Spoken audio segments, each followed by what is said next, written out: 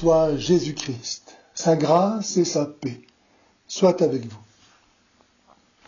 Une autre preuve que musulmans et chrétiens n'ont pas le même Dieu est que seuls ces derniers adorent Jésus-Christ.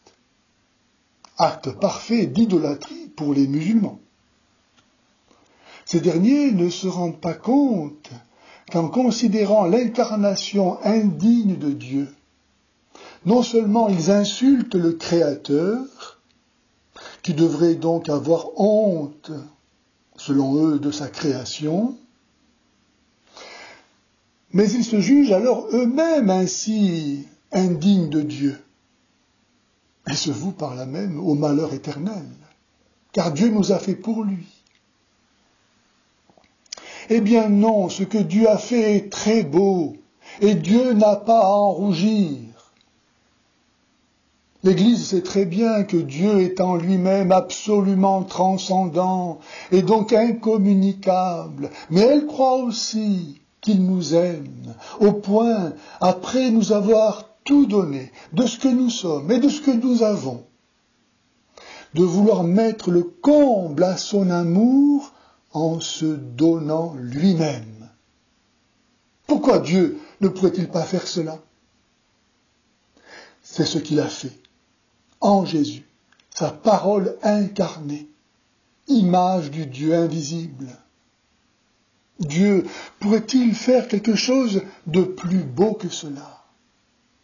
Pourquoi ne pas croire que Dieu puisse faire ce qu'il y a de plus beau et nous inviter à faire nous aussi ce qu'il y a de plus beau en aimant Dieu et notre prochain comme Jésus a aimé?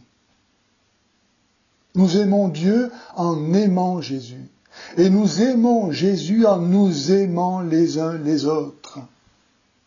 Pourrait-on trouver un Dieu meilleur que celui-là?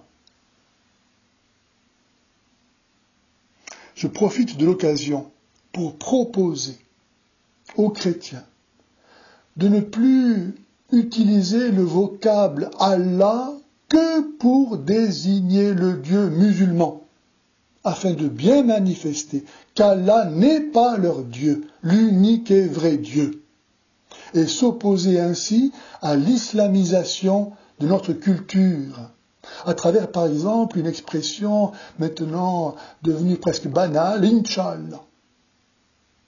Même s'il est vrai que Allah, n'étant pas un nom propre, puisqu'il ne signifie rien d'autre en arabe que le Dieu, autrement dit, le Dieu indéfini, sans visage, et donc personne. Les Arabes chrétiens, pour dire Dieu, ont aussi à leur disposition le mot Rab, Rabbi, mon Dieu, Rabbana, notre Dieu, et pris Abana, notre Père. Il ne faut pas oublier que l'usage du mot Allah par les chrétiens arabophones a été imposé par l'islamisation, qui vit par exemple en 1009 le calife Al-Hakim détruire toutes les églises d'Égypte et de Palestine et couper la langue de tous les chrétiens surpris à parler une autre langue que l'arabe. Dieu se dit « té » en copte, comme « ta ».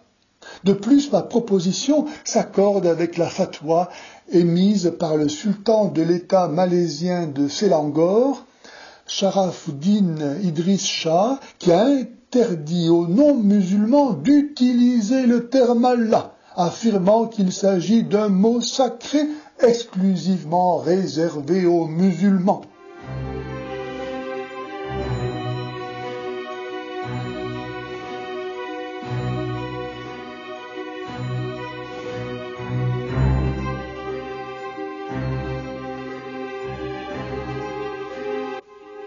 Si les gens savaient qu'ils vont en enfer, ils donneraient leur vie au Christ.